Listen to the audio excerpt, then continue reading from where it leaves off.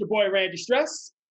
Welcome to the Stress-Free Zone. You guys know this is the show that lets you meet celebrities and athletes on a more personal level. Today, we're doing something a little bit different. I'm going to introduce you to some very important people. I'm going to kind of glaze over what they do because if I tried to tell you everything that they did, it would take my entire show. Normally it's ladies first, but today I'm going to go. We have Eddie Rhodman, CEO and founder of Rhodman Enterprises Public Relations and Brand Management. He is also the board member of the Black Public Relations Society of Los Angeles. Welcome, sir. And you guys are probably wondering why I did the lady second, because Tasha DeVeaux is the president of the Black Public Relations. Has 20 years of publicity strategy, 10 years experience in operational and talent acquisition. And like I said, I'm not giving you everything that they do. I just had to give you a little bit. I'll let them tell you anything else because, we only have 30-minute show. And these two people, I am so happy to talk to because you guys, man, you guys have a lot going on. Welcome to the show. Thank you for having me. How are you? Thank you for having me. So today's question I'm going to ask is, what are you most proud of being a part of the BPRS? And I'm going to go with Tasha first. Oh, you know what? Two things very quickly. One of them is this board for the 2021-2022 season. They are so dope. They are fire, and they're really, really smart, much smarter than me. And I joined this organization actually probably well over 16, 17 years ago. And I was reintroduced a few years ago, and somehow the president prior to me ended up asking me to become the current president. So I think I'm more proud of the board than I am about leading the organization, I should say. See, that's the sign of a leader right there. A leader knows sometimes you step back and let the good people do the good work. Nothing wrong with that. So Eddie, I'm going to enjoy doing that. There you go. So Eddie, I'm going to ask you the same question. For me, there's not many males in public relations. And as we know, in entertainment and sports, Los Angeles is one of the leading cities that moves, the culture for Black and brown in communication. But most importantly, us as communicators, everyone wants to be in LA. So if you get to the gatekeepers in LA, you have to come through us. So behind the scenes, to be working with some powerful people on the board and also our members, I think that's the most important thing I'm excited to see because everyone doesn't understand behind the scenes who is cultivating these communications, these strategies, and these messaging. And now everyone, gets to understand that. And of course, during this time period, everybody wants our knowledge, our information, and our help. So let me ask you this, with COVID and the way everything's changing, like right now, everyone's scrambling to find new ways to get into media, get into entertainment, to do everything that you guys normally help people with. How are you guys dealing with that? Interestingly enough, we have a series called The Pivot. And as PR professionals, communication professionals, marketing professionals, that's pretty much, our job, our career, our profession is pivoting. So the pandemic itself, no one could have predicted it, but having to shift and shake and move and pivot, there ain't nothing new. That's what, at least for me, that's what I've been doing almost my entire career, because you have to anticipate the unexpected. I am always a positive thinker, but I also know that anything that can go wrong probably will go wrong. So that's kind of like how I operate. I'm always optimistic. I believe in the best and I believe in positivity, but I also know people and folk and real life and things happen. So I just anticipate, you got to shift some things. And that's kind of, how it's been, for the past 8+ months now. Okay. You feel pretty much the same way about that, Mr. Rhodman? Yes, I'm not going to even lie. And it's Rhodman, just to let you know, no relation to Dennis, because I don't want nobody out here thinking we family. I know all this man's secrets. So yes, I have to agree with Tasha on that. For us as communicators, especially as publicists, this is normal for us. We always are pivoting. As long as we have a phone, email, Wi-Fi, we can do our job. So it wasn't more or less interaction. It was more of now everyone, phone calls, Zoom calls, and everything now by email. So it wasn't necessarily a different change. It's more now, almost like a crisis because everyone's asking you more questions, more information, more strategy. So now, your expertise is not even more appreciated during this time period. Okay, I get that. I used to do marketing, so I understand you got to be on your toes, popping and locking, and that's really good. I'm glad to see you guys. Right, there you go. So, how do you guys handle negative press or crisis communications, especially right now? Oh, you go first. You want to handle that, E? You want to handle that?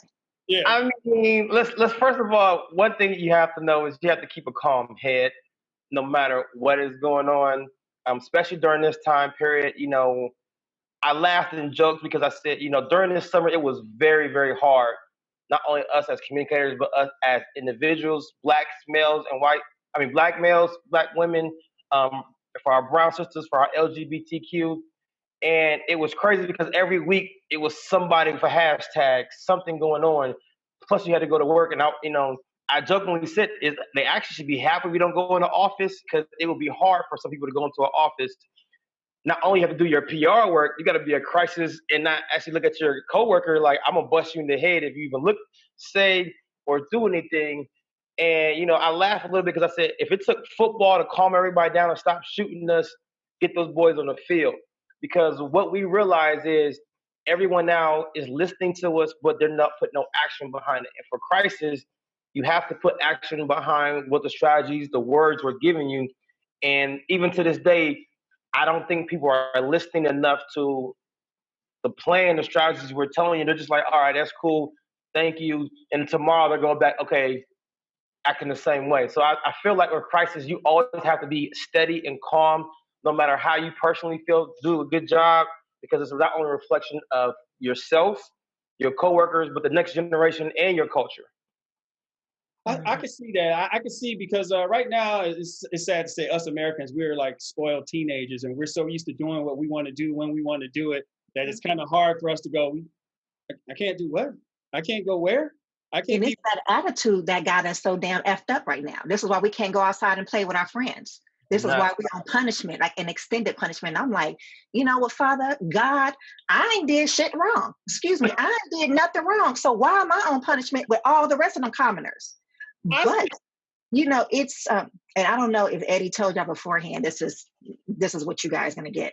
But it is being proactive and having to see the background, being proactive and trying to anticipate, certain things that may happen or may could arise. So trying to get in front of those things. Something like this, obviously, we didn't know, but in trying to minimize or prevent crises altogether, sometimes you can't. But if you have clients who listen, you can avoid, or at least you can get in front of something before it becomes a bigger issue. And that brings me to a very weird space because I was wondering, how do you guys manage? Because I know dealing with the people you guys dealing with, sometimes it's like wrangling cats.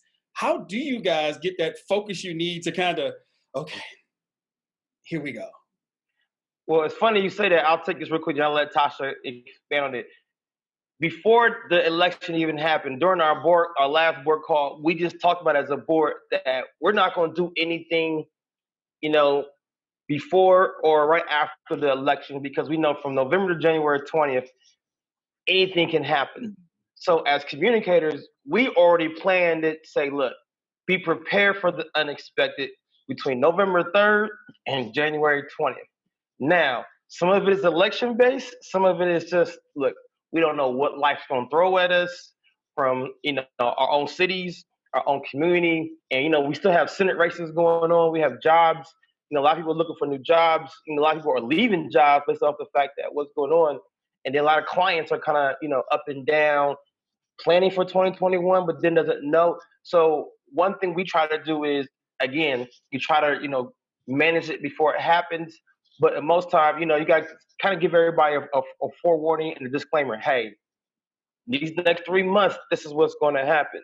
Now, of course, Some people don't listen, but we got to at least disperse the information and let everybody know what we're thinking or what the team and the firm is thinking or even the organization is thinking, so they can't say they didn't get the information from us. Okay. Mhm. Care to add anything to that?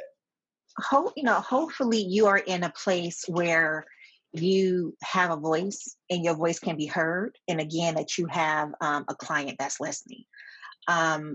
For us, for me in particular, trying to wrangle, trying to manage is nothing new for me. And trying to manage difficult people or difficult situations, difficult issues, that's nothing new for us. The I won't say the unfortunate.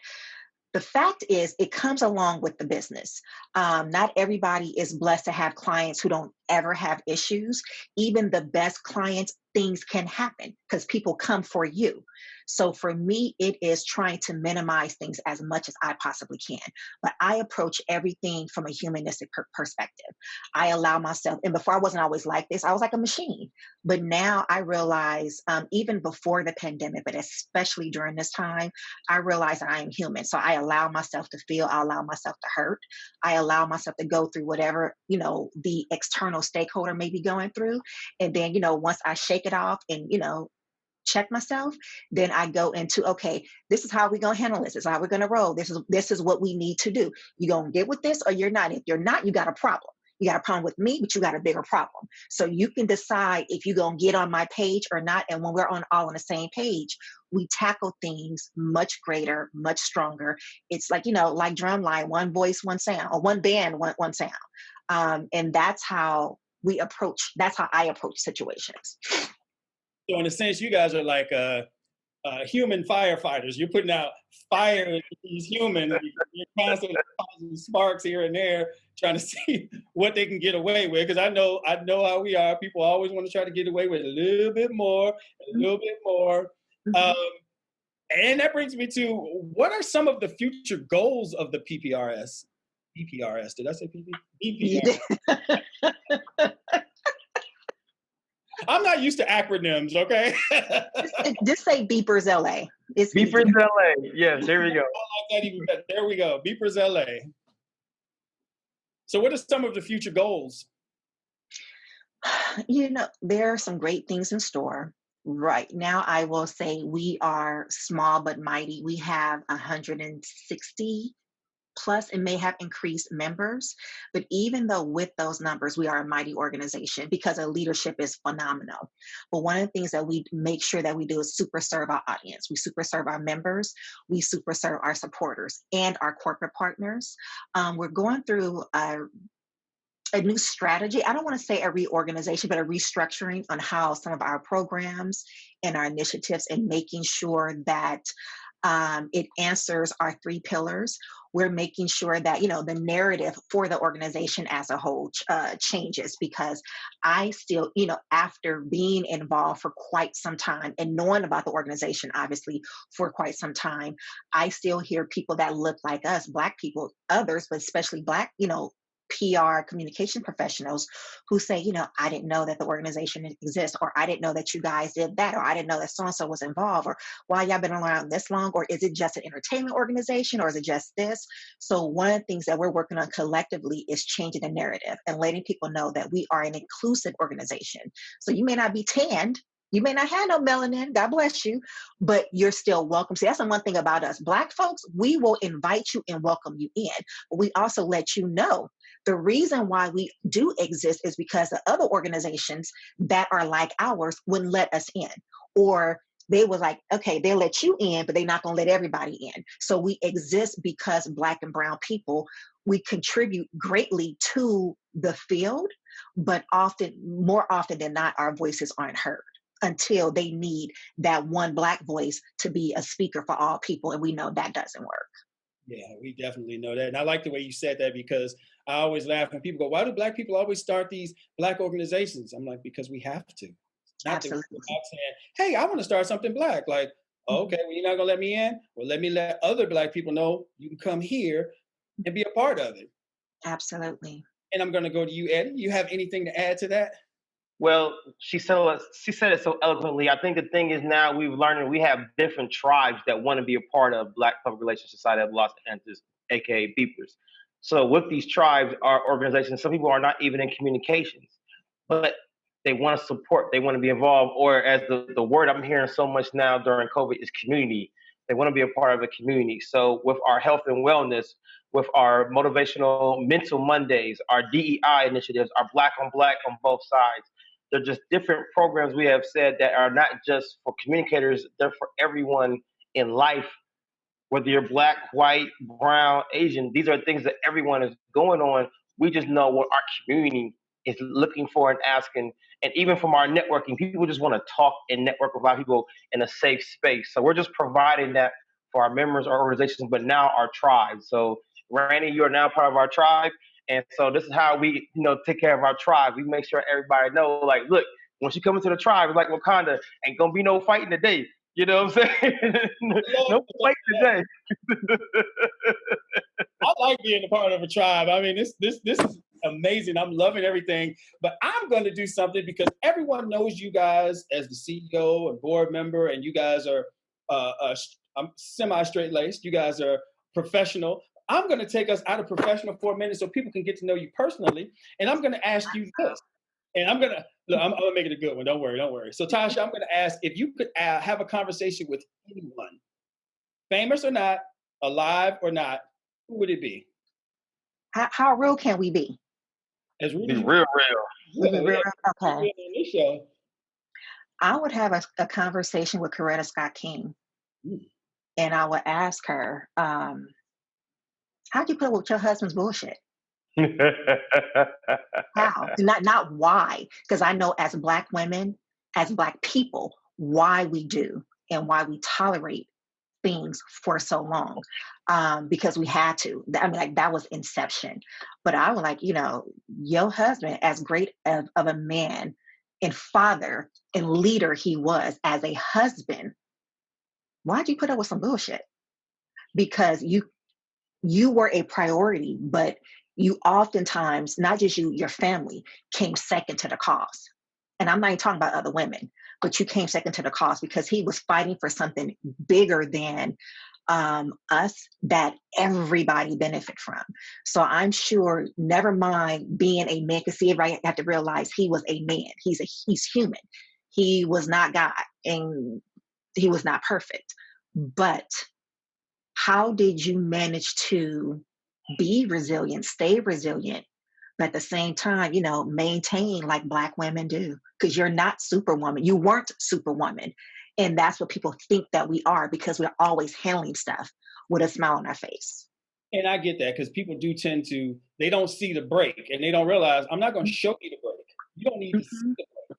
All you is this, but the break does happen. It happens with us too. I know guys, we try to act like I'm super macho. I've had my breaks. I just make sure my break is in private. In the world, I'm a rock. At home,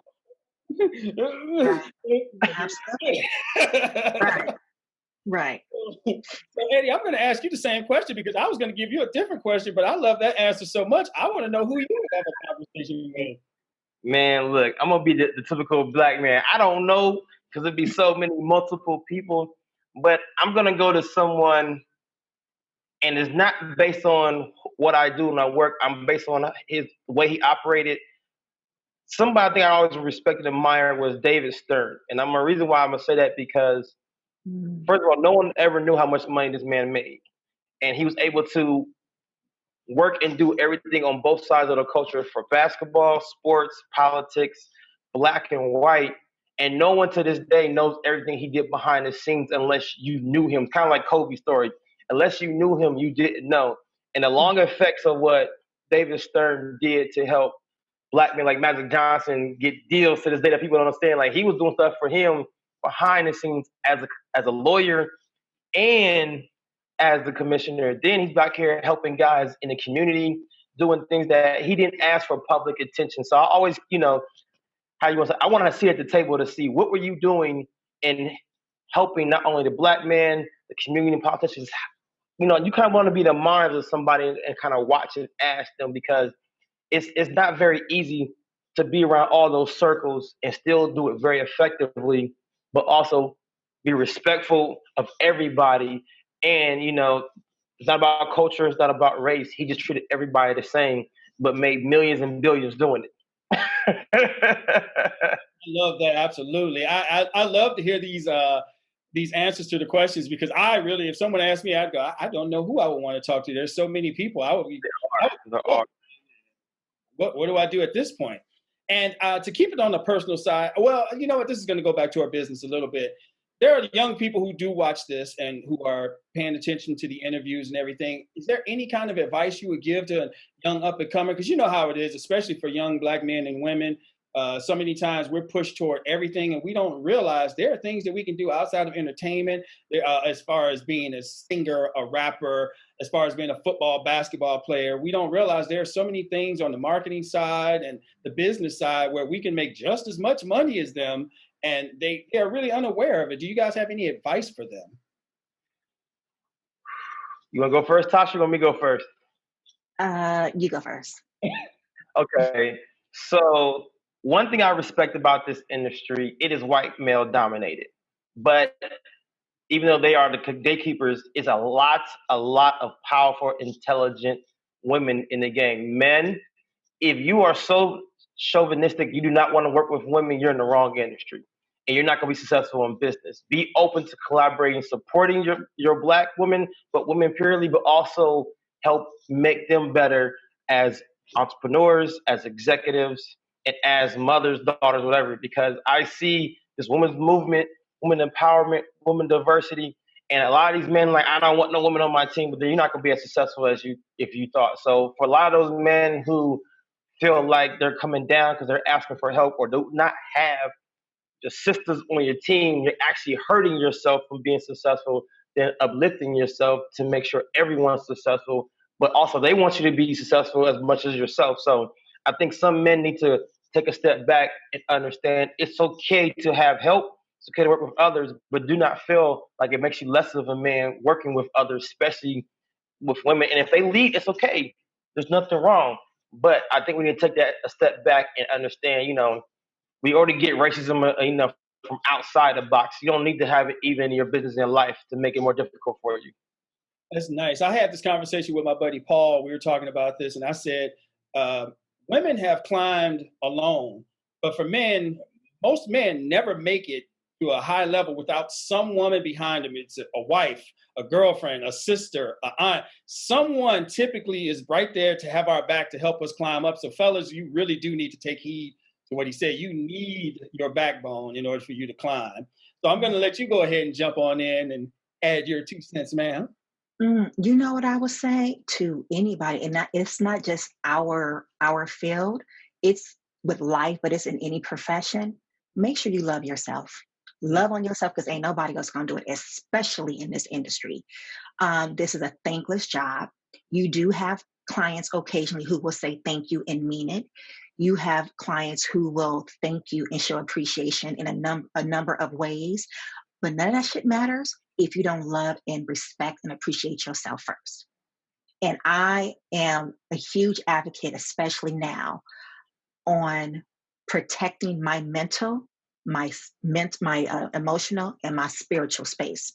I don't allow any relationship or partnership or friendship that try to come between me and my mental space. I will let you go at all costs, because it's too invaluable to me. And I notice, and I say this because I am a product of a person who did not value myself. I knew I was good. I've always been I've been damn good at what I do, but I did not value and appreciate myself. I allowed the teams that I worked on, my bosses, my mentors, or anybody else who, especially those who did not look like me, dictate my worth or tell me how I needed to behave or act. And it had nothing to do with the profession. So that would have never been the case if I loved myself enough to say, hey, girl, I don't need Randy or Eddie, or she could tell me I'm the bomb. I know I'm the bomb. And it's not even arrogance. It is being assured of who I am. So I'll tell you, baby, you love yourself first. I don't care how much time you take the time that you need to work on you. And then you come here, you kick everybody's ass and you show them there, you can tell them. Well, I'm loving this. I love this. You guys are both giving me some good stuff today. I'm going to go down to a personal thing because I'm loving all of the positive energy that I'm getting, especially the self love. I'm a big advocate of self love. It's so important. We beat ourselves down to destroy our own self esteem faster than anyone else, and we don't realize we're doing it. And I'm going to take it down another notch because I really want to know, what do you guys do for fun in your private life? We know how hard you guys work, and people who work as hard as you guys do, you have to have something to help you blow off some of that steam. But what do you guys like to do for fun? I'm a mom, I'm a wife and a mom. And I'm a sometime friend. When I say that, it's life just gets in the way. So I don't, check in the way that I would like. I'm not gonna say the way that I should, the way that I would like. But what I do is I just take a lot of, even if I just go in the bathroom and sit in the bathtub for like hours, I take that time because I need it. But I like to paint like my house. I like to do DIY stuff because it helps, it relaxes me and calms me down and gives me perspective on how I'm going to tackle whatever I need to tackle. Okay, okay. So yours, sir? Well, I mean, first of all, I'm trying to find some balance so I can have some bling like them Emmys behind you. Once I figure that out, then I'll be able to relax. Because Tasha tells you, I don't have a lot of balance. I'm still working on myself to find that balance. I think, yeah, I'm doing the best I can to try to find balance. I think the one thing that kind of helps me a little bit is having an active lifestyle, working out, kind of put all that stress release from work and life somehow working out. But I haven't found anything, just a nice outlet to do that. So I'm still working on myself. So I could be honest. I'm still trying to find that balance. I'm still working on myself, even at this age and this experience in my life. So I can admit now, Eddie Rhodman Jr. is still working on finding balance. You know what? The thing about balance is always changing. As you grow, as business gets harder, what balanced you at this point is not going to balance you at that point. So you never really totally have balance. You're constantly, right now, this is my balance. But you never know. Next week, this might not do nothing for you. So you moving on to another balance. So as far as finding your balance, look, it comes. Right now, exercise is your balance, whether you know it or not, because that's what I used to do. And it's just a matter of when you grow a little bit more or something big happens, you're not another kind of balance there. So look, we're not gonna worry about that. And I'm loving this. I'm loving this energy. I'm loving talking, and I know I'm getting low on time, and I want my producer to give me. I feel like I should ask you guys another question. Go ahead. We'll go with this one because this is normally what I open the conversation with, and I'm going to go with you first this time, Eddie. What is it that you want people to know about you?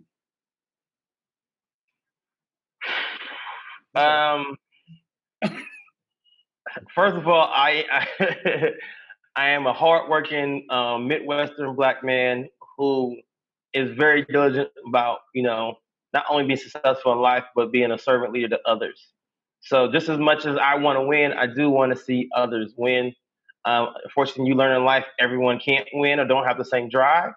So unfortunately, you got to protect yourself from helping others. But I do like to see other win. Just as I see Tasha, someone on our board, someone in our members, if I see Randy, I know how everybody said, like, when you go to the graduation, when one person walks, the whole family, I feel the same way when we see somebody that's successful in business and life. And I think that is one thing, I pride myself with, that, wanting to help others and see them win and be successful at whatever level they can be, in their life or their industry. Okay. And for you, man? You know what about me? I'm really not that interesting. I'm really not, but I'm very intentional. I am intentional. And I always tell people, praise God that it's only one Tasha DeVeaux. And Eddie can tell you, like, thank God it's only one of me, because I couldn't imagine God not loving his people by having more of Tasha DeVeaux's in the world, in the sense of just, I feel that I can be an acquired taste, and not in a bad way. It's just, I stay to myself. I truly enjoy, like Eddie said, I find joy in helping people. And I give without expectations, but I also am no nonsense. I will, I would tell somebody in a minute without having to curse them out. You know what you can do? Let me holler at you for a minute. I'm in very quickly. But I also, with me comes a lot of love, a lot of loyalty, but I also know there's one of me, and there are people so much greater and so much better. But I can tell you what they don't have that I have. I got favor and I got flavor. Ain't nobody else gonna have that. Oh, And she can cook, and she gonna let you know. See, Tasha don't want to admit. Tasha, what she's trying to say is her time is limited, not only because of what she does, but as a mother, as a teacher, as an administrator, as a president. So when you get to a certain level of life when time is limited, please don't just waste somebody's time with the bull crap. Just straight to the point, sugarcoating it. And that's what she's trying to say is basically like a lot of people now want to fake it. Like, look, just be real. Be yourself, and we will give you an answer. Maybe not the one you want, but we'll be supportive. Don't be over here trying to fake and impress us. This is who you are. This is what I can do. It'll hold more weight, more value, more respect. Because all that fake stuff, no things like that, social media, look, be the real you, because we going to find out the truth. Because all you got to do is make a phone call. Yeah, this is who they say they are. This is who they say they work with. Just be yourself. Just be honest. I know that's hard for people right now. Everybody's feeling insecure, got social media.